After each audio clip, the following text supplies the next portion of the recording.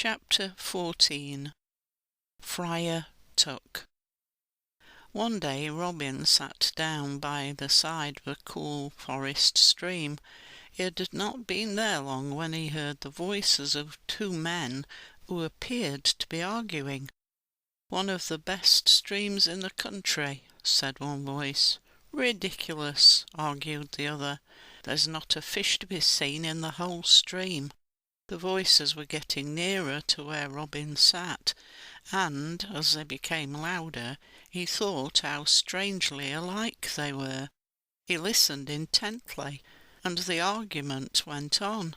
Neither of the voices seemed to be getting annoyed, though each had very different opinions about the merits of the stream. A very fat man came into view through the trees on the opposite side of the stream. Robin could see that he was a friar by the clothes he wore. His head was almost bald, just a narrow fringe of hair circled his shiny head. The strange thing was that he was alone.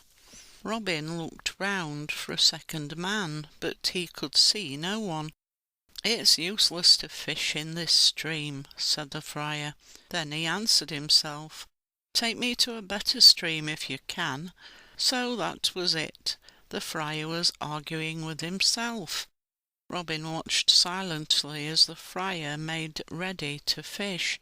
He was still arguing with himself when Robin's voice interrupted him. "Good morning," called the outlaw. "How are you both?" "Oh, we're fine," returned the friar. "I want to cross the stream," stated Robin. "Then cross it," replied the friar flatly. "How can I?" questioned the outlaw. "In the same way as I would. You'll have to wade across." "I don't think that'll be necessary." "Oh, perhaps you can fly," said the friar humorously. He turned his attention again to his fishing, as if he had dismissed the outlaw from his mind, but only for a moment. "My friend," called Robin sternly. The friar looked up suddenly to see himself covered by Robin's bow. The friar was not alarmed. He looked at the outlaw calmly. "Carry me across this stream," ordered Robin. "Is that the way you usually ask a favour?" inquired the friar. "If you want me to carry you across, why didn't you ask me before?" He stood up, and leaving his sword on the bank, he slipped into the stream and waded across to where Robin stood. As he reached the bank, he said, "Climb on my back, and the next time you ask to be taken across the stream, try to be more civil." Robin climbed on the friar's broad back, and the fat fellow waded slowly back across the stream. It was dangerous walking on the stony bed. The friar slipped, but managed to right himself. The two reached the opposite bank in safety. The friar shook himself when he was on dry grass again. Quickly he dived down for his sword and swung round upon Robin. "Now it's my turn," he said. "I want to cross the stream, and you are going to carry me." Robin was too close to the friar to use his bow. He smiled at the fat man's boldness. Here was someone with courage and a sense of humour. Robin bowed respectfully to him. "That's fair enough," he said. "Jump on my back if you're not too fat." Robin slid into the water, and the wet friar clambered onto his back. The fat man was very heavy, and Robin staggered about in mid-stream with his great load. The friar was chuckling all the time.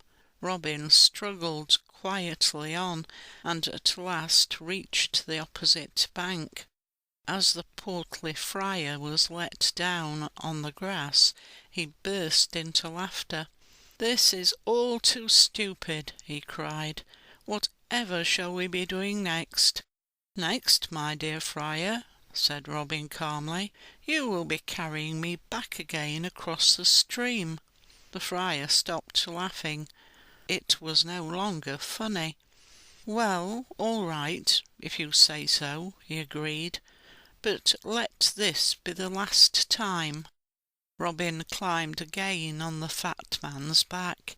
They waded across the shallow water and soon reached mid-stream.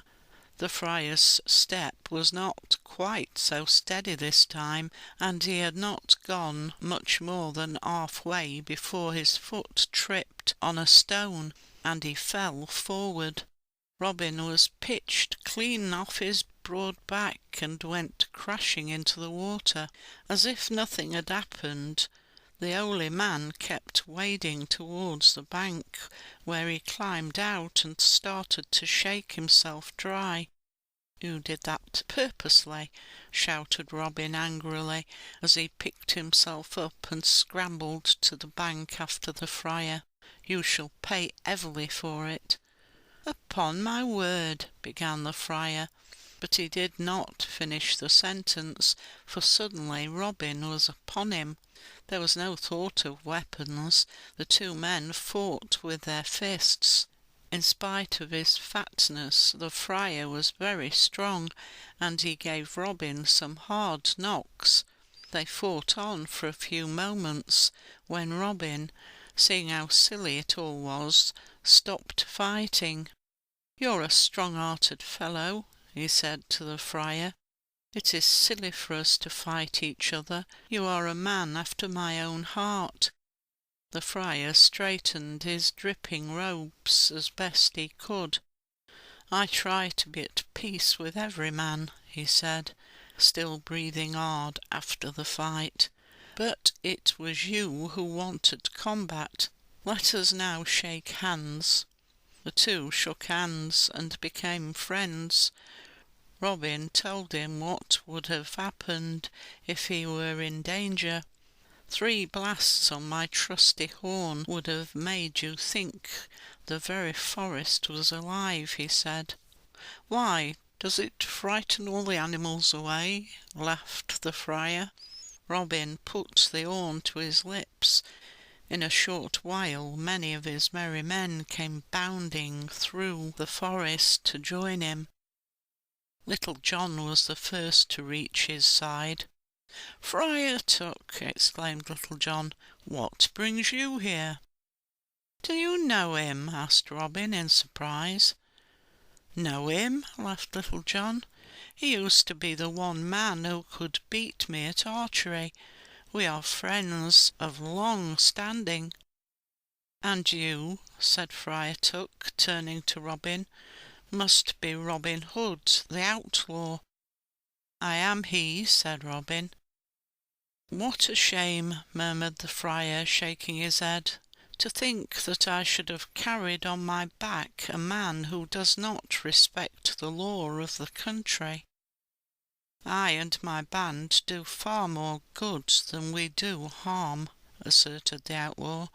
"We take from the rich to help the poor. That is what the law should do."